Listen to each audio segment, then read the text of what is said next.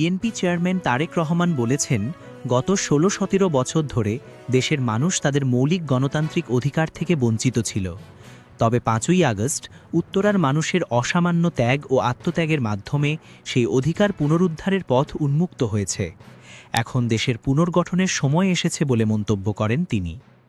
মঙ্গলবার ২৭ জানুয়ারি দিবাগত রাতে রাজধানীর উত্তরার আজমপুর ঈদগাহ মাঠে অনুষ্ঠিত এক নির্বাচনী জনসভায় এসব কথা বলেন তারেক রহমান। গভীর রাত পর্যন্ত অপেক্ষমান হাজারো মানুষের উপস্থিতিতে তিনি উত্তরার সার্বিক উন্নয়নে বিএনপির পরিকল্পনার কথা তুলে ধরেন। তিনি বলেন, ২০২৪ সালের ৫ই আগস্ট ছাত্র জনতার ঐতিহাসিক আন্দোলনে উত্তরার মানুষের ভূমিকা ছিল অনস্বীকার্য।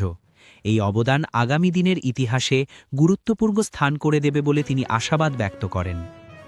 তারেক রহমান আরও বলেন, ৫ই আগস্টের আন্দোলনের মধ্য দিয়ে দেশে যে পরিবর্তনের সূচনা হয়েছে তা এসেছে বহু ত্যাগ, রক্ত ও প্রাণের বিনিময়ে।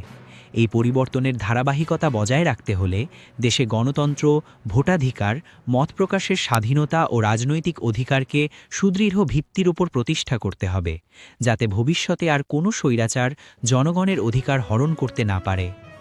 আসন্ন ১২ই ফেব্রুয়ারির নির্বাচন প্রসঙ্গে তিনি বলেন, রাজনৈতিক দলগুলোর পারস্পরিক দোষারোপে জনগণের কোনো কল্যাণ হয় না, বরং শান্ত ও দায়িত্বশীলভাবে বসে জনগণের দৈনন্দিন সমস্যা সমাধানে কার্যকর পরিকল্পনা গ্রহণ করাই সবচেয়ে জরুরি। উত্তরার বিভিন্ন সমস্যা তুলে ধরে তিনি বলেন, এ এলাকার মানুষের অন্যতম বড় সমস্যা গ্যাস ও পানির সংকট। নিয়মিত বিল পরিশোধ করেও মানুষ কাঙ্ক্ষিত সেবা পাচ্ছে না। শুধু উত্তরায় নয়, সারা দেশেই নতুন গ্যাসকূপ অনুসন্ধান বন্ধ থাকায় সংকট আরও তীব্র হয়েছে।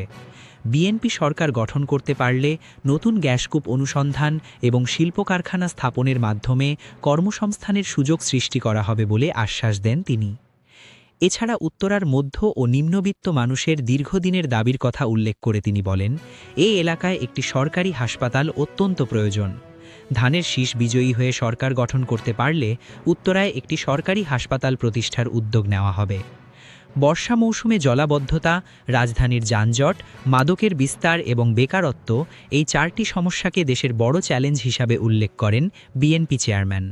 তিনি বলেন, খাল খনন কর্মসূচির মাধ্যমে পানি সংকট ও জলাবদ্ধতা নিরসন, সমন্বিত পরিকল্পনার মাধ্যমে যানজট নিয়ন্ত্রণ এবং কঠোরভাবে মাদক দমন করা হবে। পাশাপাশি তরুণ ও যুবকদের জন্য ব্যাপক কর্মসংস্থানের ব্যবস্থা গ্রহণ করা হবে। সমাবেশের শেষ পর্যায়ে তারেক রহমান বলেন, এসব পরিকল্পনা বাস্তবায়নে জনগণের সমর্থন অত্যন্ত গুরুত্বপূর্ণ। ধানের শীষকে বিজয়ী করলে বিএনপির হাত শক্তিশালী হবে এবং তখনই জনগণের সমস্যার কার্যকর সমাধান সম্ভব হবে। তিনি আগামী ১২ই ফেব্রুয়ারির নির্বাচনে ধানের শীষে ভোট দেওয়ার আহ্বান জানিয়ে বলেন, এই নির্বাচন শুধু সরকার গঠনের নয়, বরং দেশের গণতান্ত্রিক অধিকার রক্ষার একটি গুরুত্বপূর্ণ নির্বাচন।